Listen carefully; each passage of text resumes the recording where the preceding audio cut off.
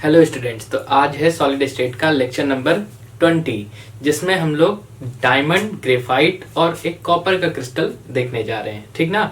तो छोटा सा लेक्चर है और ये सॉलिड स्टेट का लास्ट लेक्चर है। ठीक, इसके बाद हम नेक्स्ट चैप्टर शुरू करेंगे। फिलहाल स्ट्रक्चर ऑफ डायमंड क्या है जरा देखिए। तो डायमंड स्ट्रक्चर कैसा होता है, तो हम आपको बता दें, हम लोग 10th क्लास में सीबीएसई बोर्ड में पढ़ के आए, आईएससी वाले नहीं पढ़े हैं। ऐसे कार्बन 60 पढ़ा था और बहुत सारे जो है क्या थे, कार्बन आपस में जुड़े हुए थे। एक नेटवर्क लाइक स्ट्रक्चर होता है। मतलब ये कैसे स्ट्रक्चर होते हैं, जाइंट स्ट्रक्चर होते हैं, है ना, बहुत बड़े से स्ट्रक्चर होते हैं। तो ऐसे लिख सकते हैं हम लोग कि क्या है, ये जाइंट स्ट्रक्चर है। असल में ये किसका स्ट्रक्चर होता है, तो हम आपको बता दें, ये मॉलिक्यूलर क्रिस्टल्स हैं। इसीलिए ग्रेफाइट डायमंड हमारे पास कोर्स में था, तो वो हम लोग पढ़ने जा रहे हैं। तो डायमंड ग्रेफाइट जो है उसमें हम लोग सबसे पहला क्या पढ़ने जा रहे हैं, स्ट्रक्चर ऑफ डायमंड। तो देख लीजिए स्ट्रक्चर ऑफ डायमंड कैसा होता है। तो हम आपको बता दें, इसमें होता क्या है, जो कार्बन होते हैं वो एक दूसरे से जुड़े हुए होते हैं, इस तरीके से टेट्राहेड्रली जुड़े होते हैं ऐसे। और एक कार्बन ये बैक साइड में पीछे की तरफ कुछ ऐसा अगर हम आपको दिखाएं, तो हमारे पास ये पेन्स है, हम इससे दिखा दें। तो जैसे मान लो यहाँ बीच में एक कार्बन है, सपोज करना है आपको कि यहाँ पर कार्बन है। इस कार्बन से एक कार्बन ये जुड़ा है, एक कार्बन ये जुड़ा है, एक कार्बन ये ऊपर की तरफ जुड़ा है और एक कार्बन देखिए आपकी तरफ जुड़ा है। अगर हम आपको ये स्ट्रक्चर दिखा पा रहे हैं तो ये कुछ ऐसा स्ट्रक्चर है, टेट्राहेड्रल। देख पा रहे हैं ना, ये टेट्राहेड्रल स्ट्रक्चर। ठीक, तो इस तरीके से बीच में कार्बन है और ये चारों तरफ कार्बन है। ये तो ये स्ट्रक्चर है। तो यही स्ट्रक्चर यहाँ पर है। अच्छा, आपको पता है कार्बन की वैलेंसी कितनी होती है, तो 4 होती है। तो कार्बन की वैलेंसी 4 है, तो 1 2 3 और 4। ये बैक साइड वाला आपको दिख रहा होगा, ये 4। अच्छा, ये सारे के सारे जो कार्बन है वो क्या है, ये जो सेंट्रल एटम है यहाँ पर, इस सेंट्रल एटम सारे के सारे जो कार्बन के इलेक्ट्रॉन है वो जो है बॉन्डेड है। तो यहाँ पर है क्या, 4 बॉन्ड पेयर है, आपको याद है ना, 4 बॉन्ड पेयर है और प्लस 0 लोन पेयर है। अब 4 बॉन्ड पेयर 0 लोन पेयर अगर होता है तो याद करिए, वैलेंस इलेक्ट्रॉन पेयर से हमने कौन सा हाइब्रिडाइजेशन निकाला था, sp3 हाइब्रिडाइजेशन। कितना था, sp3 हाइब्रिडाइजेशन। थोड़ा एनसीईआरटी का डेटा ले रहे हैं। इसके बीच में जो बॉन्ड लेंथ होती है कार्बन कार्बन की, ये होती है 1.54 एंगस्ट्रॉम। कितनी होती है, 1.54 एंगस्ट्रॉम। कोई यहाँ पर अभी एक रीजनिंग क्वेश्चन आएगा तो वहां देख लेंगे इसका रोल, 1.54। अच्छा, ये जो ओवरलैपिंग है ये कौन सी है, तो ये भी sp3 ओवरलैपिंग है और ये भी sp3 ओवरलैपिंग। मतलब ये दोनों के बीच में जो ओवरलैपिंग होती है कौन सी होती है, sp3। तो समझिए हमारे पास क्या क्या है। सबसे पहला पॉइंट, तो हमारे पास कार्बन कार्बन, डायमंड में जो कार्बन होता है उसका हाइब्रिडाइजेशन कितना है, तो sp3 है। कार्बन कार्बन के बीच में बॉन्ड लेंथ कितनी है, तो 1.54 एंगस्ट्रॉम है। अच्छा, एक बात बताइए, sp3 हाइब्रिडाइजेशन है तो कौन सा शेप होता है, आपको याद होगा, टेट्राहेड्रल। टेट्राहेड्रल स्ट्रक्चर है। तो ये टेट्राहेड्रली अरेंज होते हैं किसमें, अपने यूनिट सेल में। दूसरी सबसे खास बात क्या है कि इसमें जो बॉन्ड एंगल होता है, अगर याद हो आपको, हम लोग 11th क्लास में पढ़ के आ चुके हैं कि sp3 हाइब्रिडाइजेशन होगा और सारे के सारे बॉन्डेड होंगे और लोन पेयर नहीं होगा, तो जो बॉन्ड एंगल होता है वो 109.28 मिनट होता है। और अगर इसको आप एंगल के फॉर्म में लिखना चाहो तो याद हो 109.5 डिग्री एंगल होता है। तो ये हो गया। अच्छा, एक खास बात और, इसका जो स्ट्रक्चर होता है वो कैसा होता है, FCC स्ट्रक्चर होता है। क्यों, क्योंकि ये क्यूबिक क्लोज पैकिंग इसमें पाई जाती है। ठीक, तो इतनी बातें थी क्या स्ट्रक्चर ऑफ डायमंड में क्या क्या है, जरा हम लोग समझे। कार्बन 60 हम लोगों ने पढ़ा था, जाइंट स्ट्रक्चर होते हैं क्योंकि मॉलिक्यूलर सॉलिड्स का एग्जांपल लेके आए हम लोग। अच्छा, इसमें जो बॉन्ड जुड़े होते हैं कार्बन, वो कैसे होते हैं, टेट्राहेड्रली जुड़े होते हैं। एक कार्बन सेंटर में और बाकी कॉर्नर पे 4 कार्बन। ठीक ना। तो यहाँ देख पा रहे हैं कि जो कार्बन सेंटर में है इसमें 4 बॉन्ड पेयर है और 0 लोन पेयर है, क्योंकि हमें पता है टेट्रावेलेंट होता है कार्बन। लास्ट शेल में जो है या लास्ट ऑर्बिट में कितने 4 इलेक्ट्रॉन होते हैं, सारे के सारे बॉन्डेड है। तो sp3 hybridization, bond angle 109.28 minute, tetrahedral shape होता है। और कौन सा ये यूनिट सेल कौन सा होता है, तो टेट्राहेड्रली अरेंज होते हैं। और किसमें अरेंज करते हैं, तो क्यूबिक क्लोज पैकिंग या कहते हैं हम लोग कौन सा, फेस सेंटर्ड क्यूबिक में। अच्छा, फेस सेंटर्ड क्यूबिक है तो यूनिट सेल में पता चल गया ना कितने एटम होंगे, 4 एटम्स होंगे। ठीक ना। चलिए अगली बात, तो अब ये हो गया कौन सा स्ट्रक्चर इसका। अगली बात करते हैं प्रॉपर्टीज ऑफ डायमंड। तो समझ ले, बहुत धीरे धीरे समझ लेते हैं एकदम। एक चीज और देखा हम लोगों ने कि ये जो इलेक्ट्रॉन है इसकी, वो एक भी फ्री नहीं है। तो ऐसे लिखते हैं हम लोग एक पॉइंट और, नो फ्री इलेक्ट्रॉन। अच्छा, फ्री इलेक्ट्रॉन नहीं होते हैं तो इलेक्ट्रिसिटी जनरेट नहीं होगी, तो इसका मतलब ये क्या होगा, नो फ्री इलेक्ट्रॉन्स। इसका मतलब क्या है, ये बैड कंडक्टर ऑफ इलेक्ट्रिसिटी होगा, है ना। और भी बातें देखेंगे। तो सबसे पहला क्वेश्चन है कि diamond have high density, why. तो आंसर इसका, सारे के सारे रीजनिंग क्वेश्चन है। तो डायमंड हैव हाई डेंसिटी। तो क्यों हाई डेंसिटी होती है? क्यों? क्योंकि जो कार्बन कार्बन बॉन्ड होता है, हम रीजनिंग यहाँ पे समझा दे रहे हैं, फिर उसको जो रिटर्न किया हम लोगों ने वो हम लिख लेंगे, टाइम बचाने के लिए बस राइट कर लिया पहले से। तो कार्बन कार्बन जो बॉन्ड है, इनकी बॉन्ड लेंथ बहुत छोटी है। अगर बॉन्ड लेंथ बहुत छोटी होगी तो पास पास मॉलिक्यूल होंगे, तो बॉन्ड एनर्जी बहुत ज्यादा होगी, है ना, समझ पा रहे हैं? अच्छा एक बात बताइए, अगर पास पास होंगे तो यहाँ पर क्या होगा, इसकी जो बॉन्ड लेंथ होगी वो बहुत कम होगी, और बॉन्ड लेंथ बहुत कम होगी तो बहुत क्लोजली पैक होंगे कार्बन एक दूसरे के आसपास। तो since carbon carbon bond length is very small, कितनी small, 1.54 angstrom, since carbon carbon atom is very close to each other and therefore mass per unit volume, मतलब ये दूसरी भाषा में क्या है, डेंसिटी, मास पर यूनिट वॉल्यूम हाई। ठीक, तो पहला क्वेश्चन हो गया, क्यों डेंसिटी होती है? तो कह देना भैया जो बॉन्ड लेंथ होती है बहुत कम होती है, कितनी, 1.54 एंगस्ट्रॉम होती है, और कार्बन एक दूसरे के पास पास आ जाते हैं, और पास पास आ जाते हैं तो मास पर यूनिट लेंथ मतलब डेंसिटी जो है वो हाई हो जाती है। दूसरा क्वेश्चन है कि diamond is not conductor of electricity, मतलब बैड कंडक्टर ऑफ इलेक्ट्रिसिटी या नॉन कंडक्टर ही है ना, कैसा, नॉन कंडक्टर ऑफ इलेक्ट्रिसिटी। तो नॉन कंडक्टर इसलिए होता है भैया कि इसमें फ्री इलेक्ट्रॉन नहीं होते हैं, कहीं फ्री इलेक्ट्रॉन होंगे तो क्या हो जाएगा, वो गुड कंडक्टर ऑफ इलेक्ट्रिसिटी होगा। फिलहाल ये नॉन कंडक्टर है। All the valence electrons is involve in bonding and no free electron is left, therefore diamond is non conductor of electricity. फिर अगला क्वेश्चन क्या है, diamond is extremely hard, hardest होता है ना, तो diamond is extremely hard and has high melting point. तो इसका आंसर क्या है, क्यों? क्योंकि जो डायमंड क्रिस्टल होता है वो लार्ज नंबर ऑफ, हमने पहले बताया कार्बन 60, मतलब 60 कार्बन आपस में जुड़े होते हैं, उसके बाद ये स्ट्रक्चर मिलता है हमको। तो समझ पा रहे हैं ना कि this is due to fact that diamond crystal consist of large number of carbon carbon covalent bond, मतलब एक नेटवर्क लाइक स्ट्रक्चर होता है, मतलब एकदम एक दूसरे से जुड़े हुए होते हैं। आप एनसीईआरटी का स्ट्रक्चर देखिएगा, उसमें सारे के सारे कार्बन जो है वो कैसे होते हैं, जुड़े हुए होते हैं, बहुत ही अच्छे नेटवर्क लाइक स्ट्रक्चर में, समझ लो एक जाल बना के रखते हैं कोवेलेंट बॉन्ड्स का, है ना। तो carbon carbon covalent bond which have high bond energy. अब आप खुद ही सोचो कि बॉन्ड लेंथ कम है और खूब अच्छा नेटवर्क बन गया है, तो बॉन्ड लेंथ कम होगी तो बॉन्ड एनर्जी ज्यादा होगी, और बॉन्ड एनर्जी ज्यादा होगी तो उस बॉन्ड को तोड़ने में एनर्जी ज्यादा लगेगी, तो इसका मतलब उसकी स्टेबिलिटी क्या होगी, ज्यादा होगी, और स्टेबिलिटी ज्यादा होगी तो इसका मतलब उसमें हार्डनेस क्या होगी, ज्यादा होगी। तो आपको वैसे भी पता होना चाहिए कि बॉन्ड लेंथ अगर कम होती है तो बॉन्ड एनर्जी ज्यादा होती है, और किसी भी बॉन्ड की बॉन्ड एनर्जी ज्यादा है इसका मतलब उसको तोड़ने में ज्यादा एनर्जी लगने वाली है, इसका मतलब वो कैसे होंगे, वो बहुत स्टेबल होंगे, मतलब कैसे होंगे, हार्ड होने वाले। तो large amount of energy is required to break these bonds since the bond length is small, carbon atom present very close to each other makes diamond hard। समझ पा रहे हैं ना। तो ये हो गया क्या, डायमंड जो है वो एक्सट्रीमली हार्ड होता है, ये हमने बता दिया आपको। नेक्स्ट आता है क्या, डायमंड हैव ग्रेट ब्रिलियंस, मतलब बहुत अच्छे से चमकता है। क्यों चमकता है, इसका रीजन बता दें। इसका रिफ्रैक्टिव इंडेक्स जो होता है वो लगभग 2.75 के आसपास होता है, और ये जो है दूसरे सॉलिड से बहुत ही ज्यादा होता है। अच्छा, ये इतना ज्यादा रिफ्रैक्टिव इंडेक्स क्या होता है, तो मेरे हिसाब से एक क्वेश्चन और अराइज हो सकता है कि भाई जो डायमंड है इसका इतना ज्यादा रिफ्रैक्टिव इंडेक्स क्यों है? क्योंकि यहां पर जो डायमंड में कार्बन होता है वो ऑक्टाहेड्रल ज्योमेट्री रखता है, और दो प्रिज्म लगता है कि एक दूसरे से बेस जुड़े हुए हैं। समझ लीजिए क्या है, the refractive index of diamond is 2.75 which is higher than any other solid due to octahedral geometry, है ना। और क्या है आगे, comprises of two prism base to base, और दो प्रिज्म को जब बेस टू बेस हम जोड़ देते हैं तो आप आगे ऑप्टिक्स में पढ़ोगे कि उसमें क्या होने लगता है, टोटल इंटरनल रिफ्लेक्शन। क्या होने लगता है, टोटल इंटरनल रिफ्लेक्शन, TIR जिसको आप लोग बोलोगे आगे चल के। तो comprises of two prism base to base such as arrangement causes total internal reflection, TIR को टोटल इंटरनल रिफ्लेक्शन कहेंगे।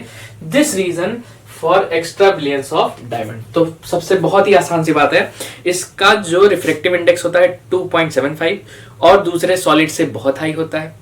ये इतना ज्यादा क्यों होता है? इतना ज्यादा इसलिए होता है क्योंकि इसकी ज्योमेट्री जो है वो ऑक्टाहेड्रल होती है।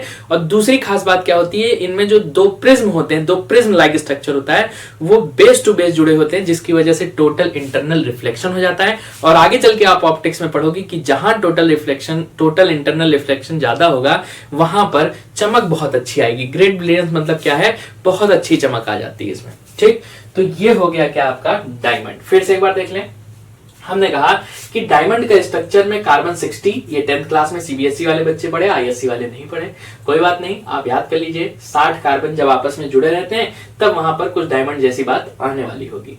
जाइंट स्ट्रक्चर है क्योंकि मॉलिक्यूलर सॉलिड है, नेटवर्क ऑफ कोवेलेंट बॉन्ड होता है। आगे बात करें तो हम इसके स्ट्रक्चर को देखें तो एक कार्बन सेंटर में और 4 कॉर्नर पर होते हैं कार्बन। अच्छा, इनमें जो कार्बन की लेंथ होती है 1.54 एंगस्ट्रॉम होती है। इसमें जो इलेक्ट्रॉन है वो 4 बॉन्ड पेयर 0 लोन पेयर होता है, इसलिए sp3 हाइब्रिडाइजेशन टेट्राहेड्रल शेप का होता है। और बॉन्ड एंगल कितना होता है 109.28 मिनट या 109.5 डिग्री। और खास बात क्या, ये कैसा लैटिस होता है, तो इसका होता है FCC, फेस सेंटर्ड क्यूबिक या कह लो क्यूबिक क्लोज पैकिंग। और हम देख पा रहे हैं कि चारों के चारों इलेक्ट्रॉन बॉन्डेड हैं, तो इनमें कोई फ्री इलेक्ट्रॉन नहीं है। और फ्री इलेक्ट्रॉन नहीं होता तो हमें पता है क्या होता है, इलेक्ट्रिसिटी जनरेट कंडक्ट नहीं होती। तो ये हो गया कौन सा, डायमंड का स्ट्रक्चर। जल्दी से पॉज करके कॉपी करेंगे। तो नेक्स्ट आता है, नेक्स्ट हमारे पास स्ट्रक्चर है ग्रेफाइट का। तो ग्रेफाइट के स्ट्रक्चर में क्या है, तो सबसे पहला पॉइंट तो ये है, इसमें हर एक डॉट आप कार्बन समझिए। यहाँ पर ये जो डॉट्स हैं ये कार्बन है, और हर एक डॉट जो है वो कोवेलेंट बॉन्ड से जुड़ा हुआ है। खास बात क्या है, यहाँ पर जो हर एक डॉट है वो कोवेलेंट बॉन्ड से जुड़ा है। और हम आपको बॉन्ड लेंथ बता दें तो एक कार्बन से दूसरे कार्बन की जो लेंथ है वो है 1.42 एंगस्ट्रॉम, है ना।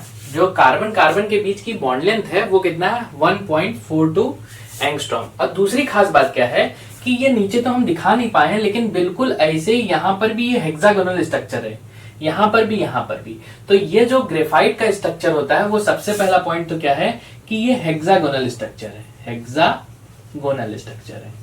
दूसरा पॉइंट क्या है कि इसमें अगर हम एक को यहाँ पर इंडिकेट करें तो देख पा रहे हैं कि यहाँ पर ये जो कार्बन है इसकी, तो इसके आउटर मोस्ट शेल में 4 इलेक्ट्रॉन होते हैं, लेकिन ये बॉन्डेड कितने हैं, एक इधर है, एक इधर है और एक इधर है, मतलब टोटल 3 ही बॉन्डेड हैं। तो अगर हम इस कार्बन को यहाँ पर दिखाना चाहें तो एक ये और एक ये, लेकिन यहाँ पर एक इलेक्ट्रॉन फ्री है। ध्यान से देखिए, तो यहाँ पर एक इलेक्ट्रॉन कैसा है, फ्री है। और फ्री है इसका मतलब कौन सा हो जाएगा, तो हम ध्यान से देखें तो यहाँ पर 3 बॉन्ड पेयर तो है, लेकिन लोन पेयर नहीं है, 0 लोन पेयर है। अकेले इलेक्ट्रॉन को लोन पेयर हम लोग नहीं मानते, वो फ्री रेडिकल है।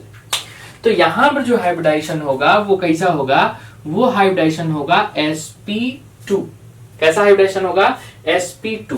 अच्छा, एक बात और बताएं कि ये जो ग्रेफाइट का स्ट्रक्चर है ये एक लेयर्ड स्ट्रक्चर होता है। लेयर्ड मतलब क्या है, लेयर्ड का मतलब कि एक लेयर दूसरे लेयर के ऊपर एक वीक फोर्स से जुड़ती है। अच्छा, इस वीक फोर्स का नाम बता दें, इस वीक फोर्स का नाम है वेंडर वॉल फोर्स। कौन सा, वेंडर वॉल फोर्स। ये इतना वीक होता है कि ये जो लेयर होती है एक दूसरे के ऊपर बहुत आसानी से स्लाइड कर रही होती है। स्लाइड करेगी तो समझ पा रहे हैं ना कि कैसे होगी, बड़ा ही चिपचिपा सब ये सब्सटेंस होगा। इसीलिए जो ग्रेफाइट होता है ये बहुत ही अच्छा ल्यूब्रिकेंट की तरह एक्ट करता है।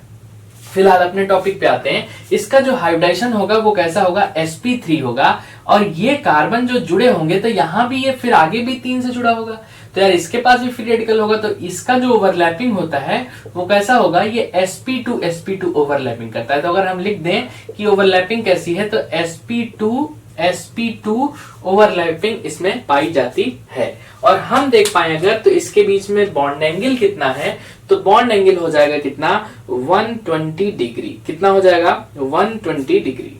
तो ये जो बॉन्ड एंगल होगा ये लगभग जो है 120 डिग्री के आसपास होगा। फिर अगली बात करें हम, तो यहां पर जो है यहाँ पर कुछ रीजनिंग क्वेश्चन हमारे पास है जो कि हम लोग कर लेते हैं। तो पहला क्वेश्चन था graphite is a good lubricant. पहले ही बता दिया कि जो ग्रेफाइट होता है वो लेयर्ड स्ट्रक्चर होता है, मतलब एक लेयर दूसरे लेयर के ऊपर चढ़ी हुई होती है और वो दोनों लेयर क्या कर रही होती है, एक वीक फोर्स से जुड़ी होती है जिसका नाम है वैंडर वाल फोर्स, जिसको तोड़ना बहुत ही आसान होता है। अब बहुत आसान होगा तो समझ लो, अगर आप ग्रीस उठाओगे तो कैसा काम करेगा, ऐसे लुब्रिकेट होता है एकदम लिसलिसा सा एकदम, है ना। तो क्या होगा, ये जो है क्या करेगा, ये ग्रेफाइट जो है एक लुब्रिकेंट की तरह यूज होगा। तो the two layer are held together by weak van der Waals force which are easy to break, thus one layer is slip over the other making graphite a good lubricant। तो अच्छा lubricant होता है, क्यों? क्योंकि जो layered structure है वो wander वाल फोर्स से जुड़ी होती है और उसको तोड़ना बहुत आसान है, वो टूटती जाएगी और एक दूसरे के ऊपर स्लिप होता जाएगा। अगला है, दूसरा क्वेश्चन है, graphite has high melting point. तो ग्रेफाइट में हाई मेल्टिंग पॉइंट होता है, क्यों होता है हम आपको बता दें क्यों होता है। क्योंकि ध्यान दें, अगर कार्बन कार्बन के बीच में बॉन्ड देखें तो ये 1.42 है और ये तो डायमंड वाले बॉन्ड से भी बहुत छोटा है। इसका मतलब है कि बॉन्ड लेंथ छोटी होगी तो बॉन्ड स्ट्रेंथ ज्यादा होगी तो तोड़ना कठिन होगा, बॉन्ड एनर्जी ज्यादा होगी और मेल्टिंग पॉइंट हाई होगा, सिंपल एकदम। तो graphite has high melting point since the graphite है strong carbon carbon covalent bond, graphite has high melting point.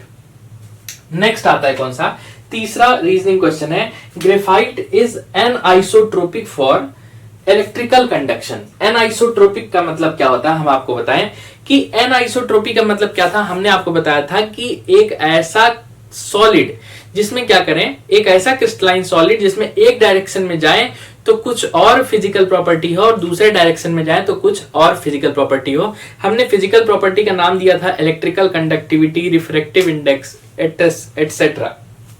तो यहां पर आज इलेक्ट्रिकल कंडक्टिविटी का नाम है। तो हमने उस समय बताया था कि दो अलग अलग डायरेक्शन में जाने पर अगर फिजिकल प्रॉपर्टी की वैल्यू अलग अलग आती है तो उसे कहते हैं हम लोग क्या, एनआइसोट्रोपिक। तो कुछ इसमें भी ऐसा ही होता होगा कि एक डायरेक्शन में कुछ और कंडक्टिविटी होगी, दूसरे डायरेक्शन में कुछ और, तो हम कह देंगे क्या है, ये इलेक्ट्रिकल कंडक्टिविटी इसकी कैसी है, एनआइसोट्रोपिक है। तो हम आपको बताएं इसका सही रीजन क्या है कि जब हम शीट के अलोंग जो है कंडक्टिविटी नापते हैं तो कुछ और आती है और अक्रॉस द शीट नापते हैं तो कुछ और आती है। तो इसका आंसर है कि the conductivity measured along the sheet is high but across the sheet is poor. तो इस वजह से ये कैसा होता है, एनआइसोट्रोपिक इन नेचर होता है, मतलब अलग अलग डायरेक्शन में क्रिस्टल में अलग अलग फिजिकल प्रॉपर्टी होती है। लास्ट है, ग्रेफाइट हैज लो डेंसिटी। तो भैया लेयर्ड स्ट्रक्चर है, कहीं भी लेयर्ड स्ट्रक्चर अगर आएगा तो वहां पर डेंसिटी तो अपने आप लो हो जाएगी। क्यों?